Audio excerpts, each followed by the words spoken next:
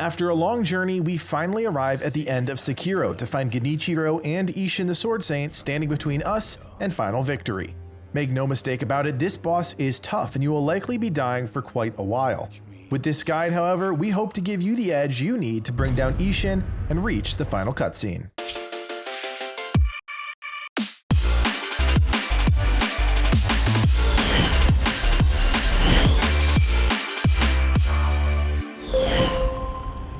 When you enter the field where you lost your arm countless hours ago, you will find Kuro and, believe it or not, Genichiro waiting for you again. He will be in the form from his initial P3 encounter and wielding his own black mortal blade, eager to finish you off once and for all. Luckily, he will only have one bar of life this time and is not too terribly difficult to overcome. His quick moveset is almost identical to Phase 3 of his initial encounter. For a quick reminder, you can check out the video on the Game Guru's YouTube page. Except for the fact that he will not be using any of his lightning-based abilities. Instead, he will be wielding a mortal blade with a couple of attacks very similar to your own mortal draw ability. Genichiro will always begin the fight with at least one diagonal slash from his mortal blade, with the occasional second slash to follow. Luckily, these attacks are very slow to charge, and there is a window to get several hits on him right out of the gate. Genichiro will also use his bow and his flurry of sword attacks, identical to your previous encounter with him.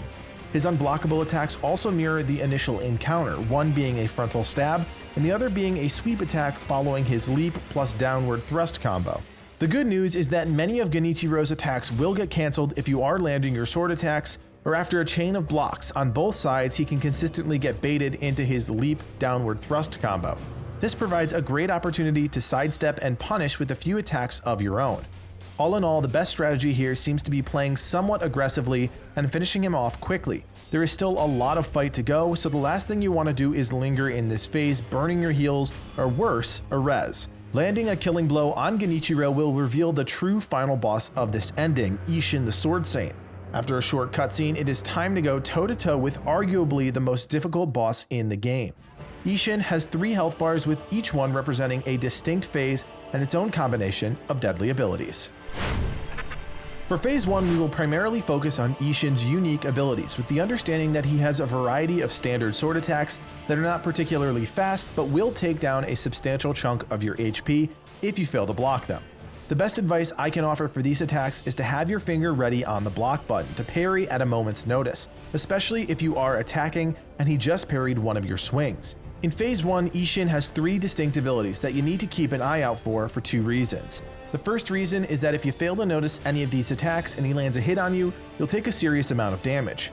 The second reason is that when you dodge these attacks, Isshin leaves himself open to an attack, which can help you push through the phase quicker.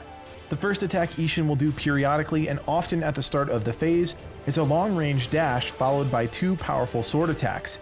This ability is always indicated by Isshin stepping back, putting his sword in his hilt, and a noticeable glint on the blade. Sprinting away and to the side gives you a good opportunity to dodge this attack and land a few hits when Isshin pauses after his second swing. Isshin's second unique ability is initiated by a knockback and red warning indicator above the player's head. The following sword attack is a short-range thrust that will do a serious amount of damage if it lands. I choose to simply handle this ability by taking advantage of the knockback and staying out of range of the thrust. What you absolutely don't want to do is sprint back in to continue attacking after the knockback, as Isshin will almost always make you regret your decision. The last unique ability in Phase 1 is initiated when Isshin takes a quick step back similar to his first ability, but has the unique indicator of Isshin charging his blade at his side with wind energy for a 2-part sword attack with massive range. Luckily, this attack is very slow and is completely avoidable if you quickly rotate around him and punish for some quick damage from behind. Phase 1 essentially boils down to 2 possible strategies. As stated previously, Isshin leaves himself extremely vulnerable to counterattacks following each of his unique abilities. He has no ranged attacks in this phase, so it's possible to take a slower approach and whittle down his HP a little bit at a time by baiting these attacks and running from everything else. If you are having trouble parrying his normal sword attacks, this is the strategy I would recommend. Personally, I had much more success popping an Akko's Sugar and playing aggressively to push through this phase as quickly as possible. Ultimately, your goal is to make it through Phase 1 with most, if not all of your heals intact, because Phase 2 is about to get nasty. Phase 2 is easily the most difficult of the fight as our enemy gains much more range with his long spear, a quick ranged attack with an automatic pistol, and in general fights much faster and more aggressively. You will want to preserve as many heals and utility items as possible for this phase, as making it through with even a few remaining heals gives you a very high likelihood of defeating the boss. Phase 2 begins with an explosion of power from Isshin that will knock the player back. I recommend retreating as soon as you land your first killing blow to top off your health and pop either another Akko Sugar or an Ungo Sugar for additional damage reduction while learning the phase. As with Phase 1, we will primarily mention a few unique abilities and ignore the standard sword attacks. The most deadly attack to keep an eye out for in Phase 2 are all associated with Isshin's spear with incredibly long range and a ton of damage. One of Isshin's most frustrating abilities occurs frequently when you play aggressively and have just landed an attack, or Isshin has parried one of your swings. Isshin will leap back in the air to retreat and create space, simultaneously sweeping his spear at a downward angle to punish if you step into his range. This ability happens fairly quickly, so be sure to keep an eye out for his leap and be ready to parry the following swing. Isshin's second unique ability that also tends to occur when he is on the defensive is very similar to the first, in that he uses it to create range between himself and the player. Isshin will very noticeably crouch away from the player and begin to charge up a powerful wind charge sword sweep. Luckily, the animation for this ability is very noticeable and has some wind-up time, giving the player the ability to retreat and avoid the attack. The front of the sweep is a huge danger zone even if you try to jump, but it may be more avoidable if you step behind Isshin and attempt to punish. Keep in mind that hitting Isshin during this animation even a few times will not interrupt the cast. The next group of unique abilities all serve the same function. As mentioned earlier, Isshin is much more aggressive in Phase 2 than he is in Phase 1. While the first two unique abilities are used by the enemy to create space and more as a defensive cue, the next few are used to attack from ranged or close the gap between the player and Isshin, and can make it a real pain to heal. Two of these attacks are leaping, spear-based attacks that cover a huge range and happen very quickly, often in succession. Additionally, spending too much time too far away from Isshin will almost always bait him into using his automatic pistol for a quick 3-4 shot volley. This ability can either be parried or can actually be avoided by being directly in the enemy's face. The shots will likely catch you off guard initially, as there isn't really anything comparable used by other enemies in the game, but once you get a feel for the shots, they'll get easier to predict and avoid. Finally, Isshin gains a spear thrust ability indicated by the warning sign over the player that will deal substantial damage if you're hit. Fortunately, this ability is vulnerable to the Makiri counter for some quick posture damage and very likely a follow-up attack or two. As with Phase 1, there are really two strategies for pushing through Phase 2. Once I got familiar with the fight, I mirrored my Phase 1 strategy and opted to use an Akko Sugar to boost my attack and play aggressively to end the phase as fast as possible. If you prefer to play more defensively or are just learning the fight for the first time, you may want to opt for an Ungo Sugar and a much slower poke and run strategy. By sprinting away and maintaining range, it is possible to bait either the Spear Thrust Makiri counter combo or the leaping spear attacks that can be dodged to the side and punished after.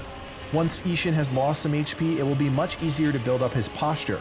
Regardless of your strategy, when you need to heal in this phase, I would always recommend using the various rocks and other natural obstacles to prevent yourself from being shot or leapt on, as Isshin will sprint at you very quickly and attempt to re-engage. Finally, we have reached the last phase of the fight. Similar to the start of Phase 2, I would recommend retreating immediately following your second death blow to top off your HP and pop your preferred utility item, which in this case for me was an Ungo Sugar. If you aren't already sweating or shaking with nervousness, enjoy the addition of lightning strikes sporadically around the battlefield to make things a little more dramatic at the end of this long, difficult encounter. Isshin will retain almost all of his abilities from Phase 2, but there is one key difference in Phase 3 that, in my opinion, actually makes this phase a little easier than the previous one. Similar to the last phase on the Genichiro fight, Isshin will gain access to a few lightning and powered abilities in Phase 3. Learning the cues for these attacks is critical for making the phase a little bit easier, in that, as with all the lightning attacks in the game, they can be countered and reflected on the enemy for massive damage by jumping before the attack lands and spamming R1 to attack. Because most of his basic attacks are the same from Phase 2, in Phase 3 we will primarily focus on his lightning abilities as they are so important to the encounter. The first lightning-based attack is a variation of his retreat spear sweep combo from Phase 2, but has the clear warning indicator, lightning charge up, and pause in midair to let you know the ability is coming.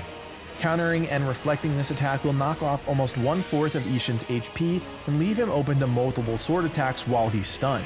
If you happen to get hit by this or any of his lightning abilities, you will take a substantial amount of damage, so try and maintain at least 75% HP or have some type of damage reduction at all times. The second lightning-based ability is a variation of Isshin's leaping spear attack from Phase 2, once again indicated by a warning sign, lightning charge, and pause in midair. This attack happens a little faster than the previous, so you may want to opt for avoiding it by sprinting around the enemy and punishing with a few sword attacks.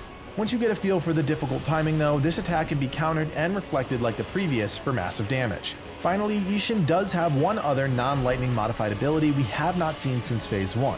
He will occasionally charge up a wind-empowered long-range attack that in Phase 1 was vertical, but in Phase 3 is an angled slice. Similar to Phase 1, however, the charge up is relatively slower and can be avoided and punished by rotating behind the enemy. All in all, the addition of lightning abilities in this phase can make things a little easier for the player once you learn the attack cues and are able to reflect them consistently. The strategy is not altogether different than that of Phase 2, as you can still opt for an aggressive strategy or a more defensive, patient one where you bait the Mikiri counters and lightning abilities. Regardless of which you choose, I almost always opt for using an Ungo Sugar because Isshin's abilities deal so much damage. Once you land that all too satisfying death blow, be sure you don't start your celebration early and forget to finish things with the Mortal Blade, otherwise Isshin will re-engage and repeat the entirety of Phase 3. Here are a few final notes on the encounter. This fight is just plain hard. Patience and learning to read Isshin's attack cues are key, but go in with the expectation of dying quite a bit. This is a huge increase in difficulty from essentially every other fight in the game. View each phase as a learning curve and a checkpoint. Try and beat Genichiro without taking damage, first checkpoint. Learn the attack cues for Phase 1 and make it through burning minimal heals, second checkpoint. Die a lot in Phase 2 as you learn attack cues and get a feel for the strategy you want to use. Third checkpoint. Make it to Phase 3 with 30 to 50% of your heals available and learn all of the attack cues and timing of reflecting the lightning abilities. Last checkpoint. The difficulty only makes the final victory that much more satisfying. Once you sever Isshin's immortality, breathe a sigh of relief, kick back, and enjoy the final cutscene. And then, get ready for New Game Plus.